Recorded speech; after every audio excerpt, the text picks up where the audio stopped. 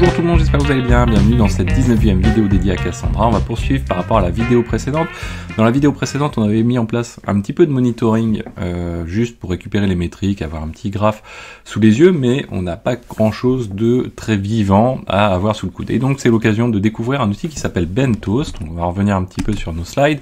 Un outil qui s'appelle Bentos et qui est très pratique pour pouvoir faire des tests tout simplement. Je l'utilise de plus en plus. Donc si vous regardez, c'est ce qu'on appelle un streamer ou un outil qui va vous permettre de processer de la data. Donc si vous tapez bentos.dev, vous allez tomber sur le site qui est là. L'installation elle se fait de manière très simple. Vous faites un simple curl et vous avez votre Bentos qui est installé. Donc ici par exemple nous on va l'installer. Alors je crois qu'il est déjà installé. Ici, hop, voilà, comme ceci. Il va l'installer. Donc on le laisse faire tranquillement. Voilà, donc Bentos est installé. Il y a une ligne de commande derrière. --help. Et vous pouvez faire pas mal de choses avec. Alors qu'est-ce que l'on peut faire avec? Si vous vous rendez dans la doc ici, c'est exactement un petit peu comme des Filebit, Fluentbit ou autre. C'est un outil qui va prendre des inputs, vous voyez, des outputs, et qui va permettre au milieu de faire pas mal de choses de manipulation. Et dans les inputs et les outputs, vous avez un choix qui est assez considérable d'outils. Donc dans les inputs, par exemple, vous voyez ici, vous avez du AWS, du Cassandra bien sûr, du RabbitMQ, du Kafka et plein d'autres choses, du SFTP, FTP. Dans les outputs, c'est pareil, vous avez à peu près le même genre d'outils. Et au milieu, vous allez pouvoir utiliser des processeurs pour faire des modifications, modifier votre donnée, l'agréger, la recalculer, etc. Vraiment très sympathique. Tout ça, c'est développé en Go. Et en plus, vous pouvez également récupérer les métriques très facilement, générer les métriques, une route de métriques, etc. Donc vraiment, un outil qui est sympathique, ce qu'on va utiliser aujourd'hui. Donc, pour pouvoir poursuivre, donc du coup, on a installé Bentos. Hop, là, je vous ai mis le lien dans le slide précédent. Ensuite, on va installer CQLSH. Alors lui, je crois qu'il est déjà installé pour le coup. CQLSH, voilà. Ouais, il est déjà installé. Donc nous, CQLSH, on va juste se connecter sur nos serveurs distants. Donc on va supprimer celui-ci, voilà, pour gagner un petit peu de place. Voilà. On va garder juste une machine. On n'a pas besoin de 36. On va zoomer un petit peu celle-ci pour le coup. On va créer un répertoire qui va s'appeler Bentos par exemple. Bentos. On va se rendre dedans, dans Bentos. Voilà, donc là on n'a rien. Donc première chose qu'on va faire, c'est on va se connecter à notre Cassandra en CQLSH. Donc pour se connecter dessus, on n'a pas de login et mot de passe. On peut s'y connecter directement du coup. Comme ceci, tout simplement, on verra plus tard, hein. On va faire un CQLSH, le nom du host en question ou l'IP en question, éventuellement on peut préciser le port 9042, là on va pas avoir besoin, on va se connecter direct dessus. Alors je crois que j'ai conservé un keyspace, on va dropper le keyspace en question, donc keyspace, xavkey, donc celui-ci on l'avait, on va refaire la manip ensemble. Donc nous, première chose, on veut travailler, on va dire qu'on n'a pas de keyspace, on n'a pas non plus de table et on va créer ces éléments-là. Donc on va faire un create keyspace. Alors vous voyez qu'on peut passer un if not exist. Si jamais il existe, du coup on ne fait rien. Donc create, on peut tabuler keyspace. On va l'appeler xavkey et derrière il va nous dire voilà, tu veux un replication factor, tu veux quel type de topologie tu veux. Nous on n'a qu'un RAG, donc il n'y a pas besoin d'éléments particuliers. Le nombre de replication factor qu'on veut, on peut mettre 2, nous dans notre cas de figure. Bon après on est sur de la VM, hein, c'est pas quelque chose, voilà, on va rester sur 1, ça va nous consommer sinon de la ressource pour rien. Je mets un petit espace, je continue de tabuler et là il va me dire ok, là je suis prêt à le faire, donc très bien. Et ensuite on va créer une table. Alors je vais essayer de la reprendre parce que derrière on va avoir nos fichiers de conf qui vont dépendre de cette table. Donc nous ce qu'on veut c'est un UID varchar en primary key et un text varchar. Alors on va dézoomer un petit peu si je peux récupérer la ligne, voilà. Et on va créer cette table comme ceci. Hop, voilà. Donc on peut bien sûr lancer directement par la ligne de commande. Donc nous, ça se situe dans le keyspace xavkey, elle s'appelle T1. Son premier champ c'est UID, c'est un varchar, mais c'est aussi en même temps la clé de partitionnement, la clé primaire. Et le deuxième élément, c'est un texte, qui s'appelle texte, la colonne, et c'est également un varchar. Donc là, on crée notre élément. Et ensuite, alors qu'est-ce qu'on va faire ensuite? On va sortir ici et on va utiliser Bentos maintenant.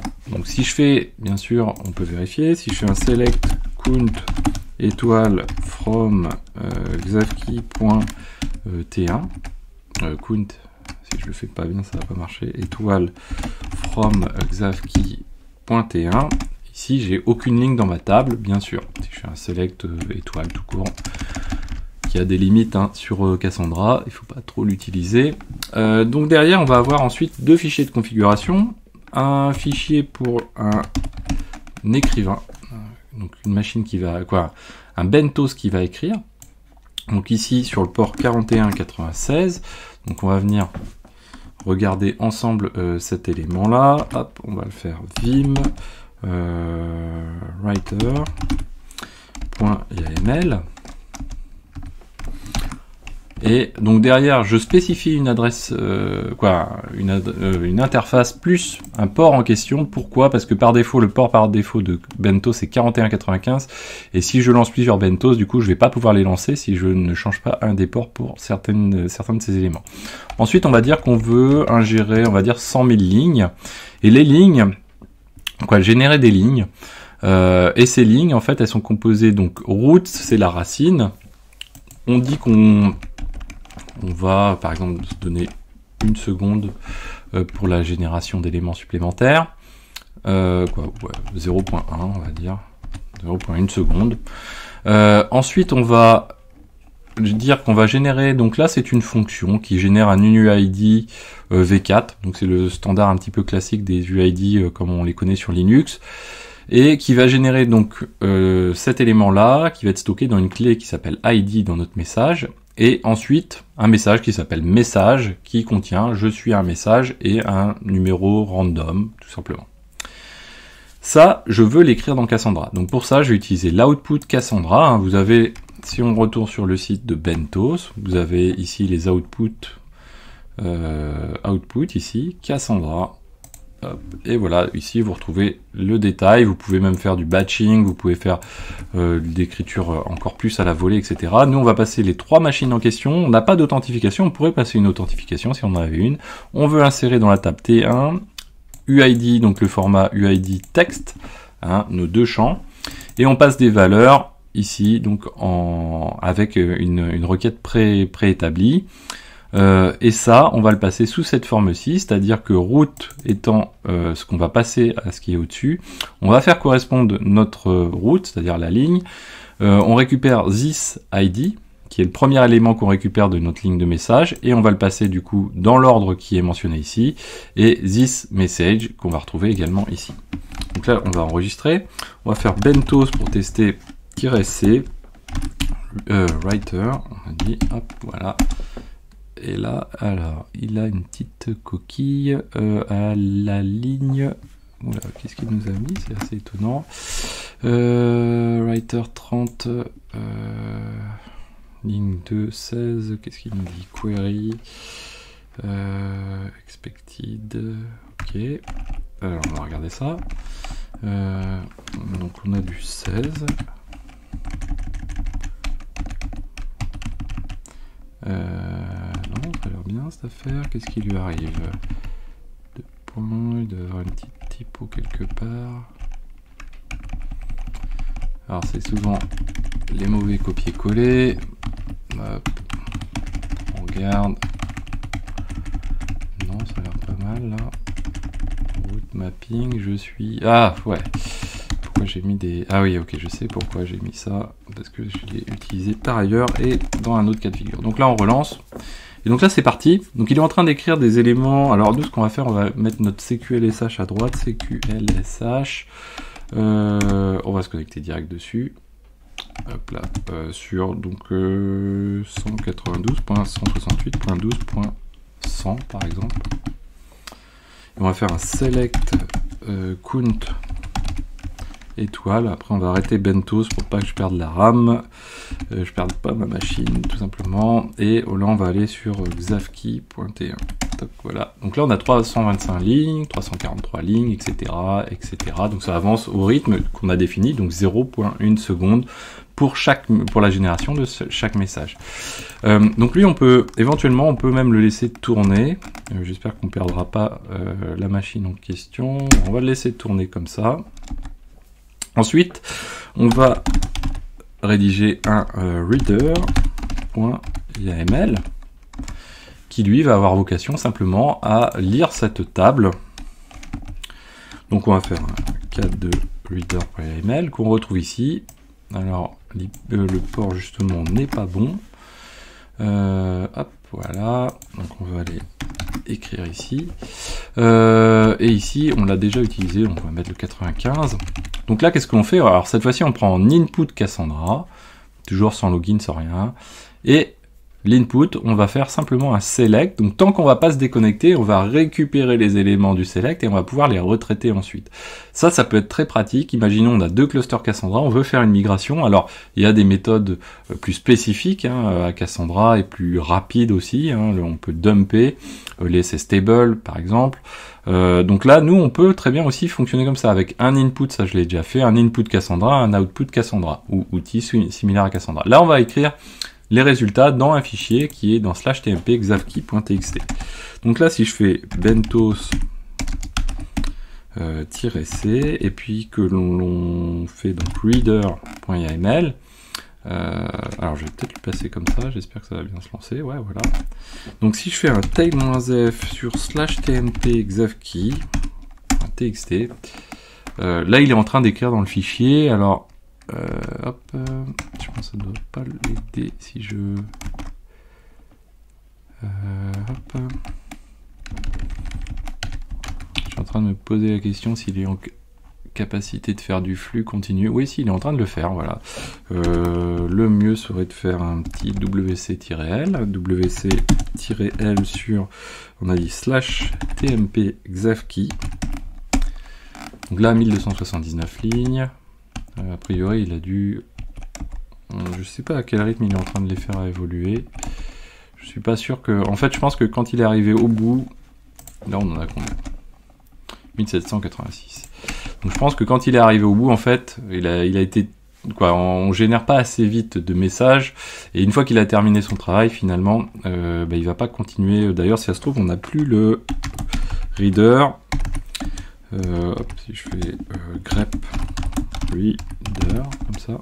Voilà, on n'a plus de bentos reader, alors qu'on a le writer, tout simplement parce que si bentos n'a plus d'éléments à traiter, eh bien, il s'arrête, son process s'arrête, et là, en l'occurrence, comme on ne produit pas de message très rapidement, le select, à un moment donné, forcément, on est arrivé au bout du select, parce qu'on est arrivé plus vite que le producteur de messages, finalement, de lignes, et donc derrière, le bentos, on l'a perdu, normal. Si derrière, je relance, par exemple, de nouveau le même bentos en reader, comme ça, hop, là, si je refais un wcl, vous voyez, tout de suite, là, on est passé à 3588. Donc, du coup, on a dû prendre à peu près, voilà, où on en était arrivé ici. Voilà, on était arrivé à 2472. Étonnant. Alors, par contre, le select, le count étoile, faut pacifier dans ce cas de figure-là, parce que derrière, il faut le temps qu'il se rafraîchisse sur les counters, et je pense qu'on ne doit pas être forcément... Ah oui, si, je sais pourquoi. C'est que l'écriture, on doit être en mode append dans le message, dans le fichier de sortie, voilà. Donc là, normalement, on doit être arrivé, même on va arriver, du coup, on va dire dans les 6000 et quelque chose, même plus. Si je refais un WCL, voilà, 6300. Donc voilà comment ça fonctionne, c'est assez rigolo. Derrière, voilà, on pourrait faire quelque chose qui est beaucoup plus impactant, et on risque de perdre la machine, mais si je fais un pkill de bentos, donc j'arrête tous les bentos, du coup, voilà, toc toc, et je vais modifier mon writer, et je vais lui dire, bah écoute, moi, vas-y autant que tu peux, donc 0 intervalle, tu envoies tout ce que tu peux, bentos. Et donc là, on va relancer notre writer. Alors si je vous perds, vous inquiétez pas, c'est pas très grave, on n'aura pas tout perdu. Je lance mon writer ici, et là, du coup, ça va plus être la même donne.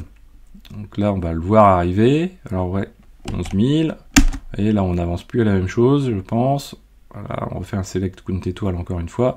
22 000, donc vous voyez qu'on va beaucoup plus vite. Derrière, je peux lancer l'autre Bentos. Néanmoins, alors on va l'arrêter pendant qu'on peut encore.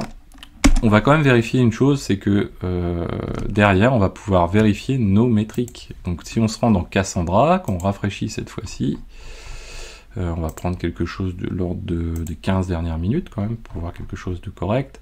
On est sur le Keyspace Xavki. Sur la table, on va prendre juste la table 1. Et vous voyez qu'ici, donc on voit déjà les latences, la vitesse derrière. Ensuite, on va retrouver donc le read pass et le write pass. On voit le nombre de connexions. On n'a pas eu plus qu'une connexion à la lecture, un seul Bentos.